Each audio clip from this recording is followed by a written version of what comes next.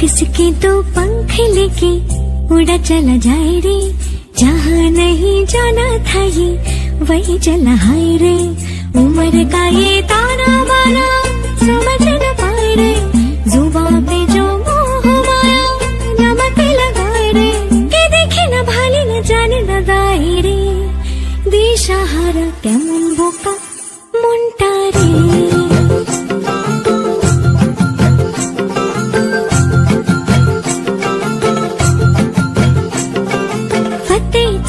किले सारे भेद जाए दीवारे, प्रेम कोई सीधे लागे, अगर मगर बारी बारी जिया को यूं उछाले।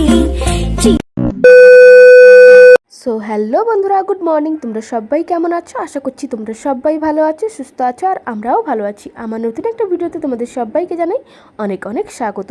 তো দেখো, সকালবেলা ঘুম থেকে উঠেই ফ্রেশ হয়ে এক গ্লাস চা করে নিয়েছিলাম। তো চা বিস্কিট নিয়ে বসে গেছিলাম খেতে, সকালের একটু খাবারটা করে নিচ্ছিলাম। তারপর অনেক কাজ আছে। আচ্ছা বলো তো, এই বিস্কিটের নাম কি? তোমরা কারা জানো অবশ্যই কিন্তু কমেন্টে জানিও। তো চলো আমি বলেই দিচ্ছি, এটার নাম হচ্ছে পটল বিস্কিট। তো এইগুলো কিন্তু অনেকই খেয়েছি, মানে ছোটোবেলায় তো অনেক খেয়েছি আর কি। অবশ্যই আমার এখন বয়সটা অতটাও বেশি না, তাও অনেক ছোটোবেলায় কিন্তু এই বিস্কুটগুলো অনেক খেয়েছি। একটু ঝাল ঝাল লাগে, বাট খেতে কিন্তু বেশ ভালোই লাগে এই বিস্কুটগুলো। আর এই বিস্কুটের নাম নাকি পটল বিস্কিট বলে। তো যাই হোক, পটল বিস্কিট কিন্তু বাবা আগের দিন নিয়ে এসেছিলো, ওইগুলো দিয়ে কিন্তু চাটা খেয়ে নিয়েছিলাম। খাওয়া দাওয়া কমপ্লিট করে এদিকে দেখো চলে এসেছিলাম আলু কাটতে। তো আলুগুলো কিন্তু অনেকটাই ছোট ছিল, তো তার কারণে কিন্তু আগে থেকে খোসা ছাড়িয়ে কিন্তু এক সাইডে রেখে দিয়েছি। তারপর কিন্তু আলুগুলো কাটছিলাম ভাজা করব বলে। আর আজকে কিন্তু শেষ দিন, মানে আজকে কিন্তু চাষের শেষ দিন, ধান গাছ লাগানোর আজকে শেষ দিন। প্রায় বলতে গেলে ওই 4-5 দিন মতো কিন্তু ধান গাছ লাগানো হচ্ছে, মানে চাষ হচ্ছে। তো আজকে কিন্তু শেষ দিন, তো তার কারণেই কিন্তু ভিডিওটা তোমাদের সঙ্গে শেয়ার করছি। জানোই তো বেশ কয়েকদিন তোমাদের সঙ্গে ভিডিও শেয়ার করতে পারিনি। তো যাই হোক, আলুগুলো কিন্তু কেটে নিয়েছিলাম। কেটে নেওয়ার পর এদিকে দেখো আলু ভাজা করতে কিন্তু আমি এখন চলে এসেছিলাম গ্যাসের কাছে। আর আলু ভাজাটা কিন্তু গ্যাসের মধ্যেই করব, কারণ সকালে যে টিফিনটা কিন্তু আমি প্রায় সময় গ্যাসের মধ্যেই করি, উনুনে কিন্তু সেরকম হয় না। গ্যাসের মধ্যেই কিন্তু প্রায় সময় ওই মানে কি বলতো, টিফিনটা কিন্তু মানে গ্যাসের মধ্যেই কিন্তু করে নিই। এদিকে দেখো আলু ভাজা বসিয়ে দিয়েছিলাম, তার সঙ্গে কিন্তু একটা বিস্কিট খাচ্ছিলাম। তো এটা হচ্ছে মানে কি বলতো, লুচি বিস্কিট নাকি একটা বলে। তো প্রচুর পরিমাণে খিদে পাচ্ছিলো, কেন জানি না আজকে প্রচুর পরিমাণে খিদে পাচ্ছিলো বলে না, রান্না করতে করতেও কিন্তু আমি একটা লুচি বিস্কিট নিয়ে চলে এসেছিলাম, ওইটাই কিন্তু খাচ্ছিলাম। খাওয়া দাওয়া কমপ্লিট করে আলু ভাজা কমপ্লিট করে এদিকে দেখো স্নান করতে চলে গেছিলাম। হঠাৎ করে দেখি প্রচুর পরিমাণে বৃষ্টি হচ্ছে, আর মা কিন্তু স্নান করে নিয়েছে, আমি স্নান করতে গেছিলাম। তো মা বললো, যখন তুমি স্নান করছো তো এক কাজ করো, স্নান হয়ে গেলে তুমি হাঁড়ি চালটা আমি দিয়ে দেবো তোমাকে, তুমি হাঁড়ি চালটা ধুয়ে আনবে। আর আমাদের তো এখানে পুকুরে যেতে হয় হাঁড়ি চাল ধুতে। তো তার কারণে কিন্তু এদিকে দেখো আমি কিন্তু পুকুরে গেছিলাম, মানে সেই ভেজা অবস্থায় কিন্তু আমাকে ধোয়াধুয়ির কাজগুলো করে নিয়েছিলাম। হাঁড়ি চাল বলো, থালা বাসন সমস্ত কিছু ধুয়ে নিয়েছিলাম। আর হ্যাঁ, মাথার মধ্যে কিন্তু পলি দিয়েছিলাম যাতে চুলটা না ভেজে। তোমরা কেউ কিন্তু খারাপ কমেন্ট করবে না। এদিকে দেখো ফ্রেশ হয়ে এসে খেতে বসে গেছিলাম। আর অলরেডি কিন্তু বাবা আর জেঠু মানে যে কাজ করতে এসেছিলো ও কিন্তু খেয়ে নিয়েছে। খাওয়া দাওয়া কমপ্লিট করে ওরা কিন্তু বেরিয়ে গেছে জমিনে। তারপর এদিকে দেখো আমি চলে এসেছিলাম রান্নাবান্না করতে। রান্নাবান্না আজকে মাংস হবে, আর বৃষ্টি পড়ছে, বৃষ্টির মধ্যে কিন্তু মাংস হলে অতটাও অসুবিধা নেই। বাট মানে কি বলতো, এই গরমে তো মাংস খেতে ইচ্ছে করে না, কিন্তু আজকে বৃষ্টি হচ্ছে। বাবা বললো আজকে যখন মানে শেষ দিন, তো তার কারণেই কিন্তু আজকে মানে মাংস, চাটনি আর একটা চচ্চড়ি রান্না ওইগুলো হবে আর কি। এইদিকে দেখো আমি কিন্তু বাদামটা বেটে নিচ্ছিলাম। আর কি জানো তো, যেই জেঠুটা মানে বাড়িতে কাজ করতে এসেছে, ওই জেঠুটা কিন্তু ওই যে মানে কাটা পোনা বা চারা পোনা বা বলো মানে মিষ্টি মাছটা না ও খেতে চায় না। তো তার কারণেই কিন্তু ওই নোনা মাছ হলে বা ওই সমুদ্রের মাছ বা ওই তোমার পুকুরে যে ছোটো ছোটো মাছগুলো চুনোপুঁটি ওগুলো কিন্তু খায়, বাট ওই মিষ্টি মাছ খেতে পছন্দ করে না।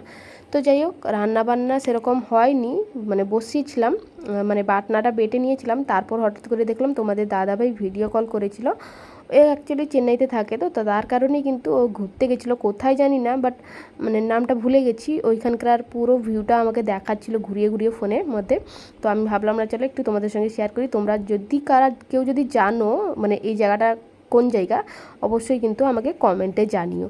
তো হয়তো ঠিকঠাকভাবে দেখাতে পারলাম না, যতটুকুনি দেখে তোমরা বুঝতে পেরেছো তোমরা কিন্তু অবশ্যই কমেন্টে জানিও।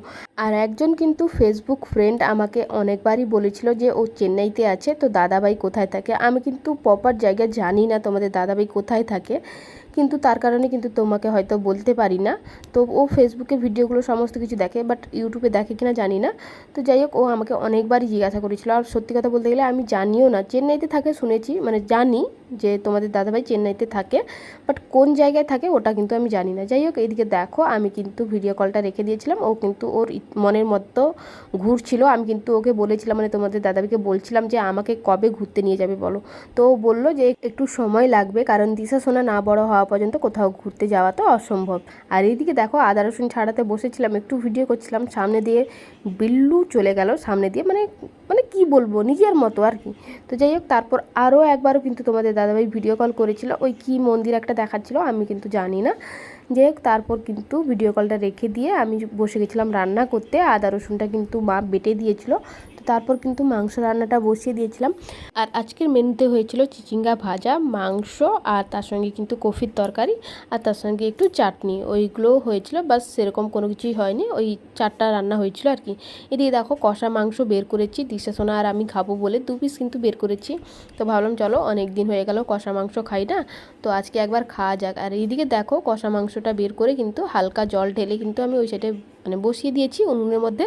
আর এই সাইডে কিন্তু আমি আর দিশা সোনা এসে কিন্তু মাংস খাচ্ছিলাম, মানে কষা মাংস খাচ্ছিলাম। আর আমি যে হাড্ডিটা বের করে রেখেছিলাম না, মানে মাংসটা খেয়ে নিয়েছিলাম। আর ও না হাড্ডি খেতে ভালোবাসে আর কি। দিশা সোনা কিন্তু সত্যি কথা বলতে গেলে আমার মেয়েটা হয়েছে ওর বাবারই মতো পুরো। ওর বাবা কিন্তু হাড্ডি পুরো গুঁড়ো করে দেয় খেয়ে, আর ও কিন্তু হাড্ডিটা খেতে ভালোবাসে। হাড্ডির সাইডে যে কচকচিটা থাকে না, ওইটা খেতে বেশিরভাগ ভালোবাসে আর কি।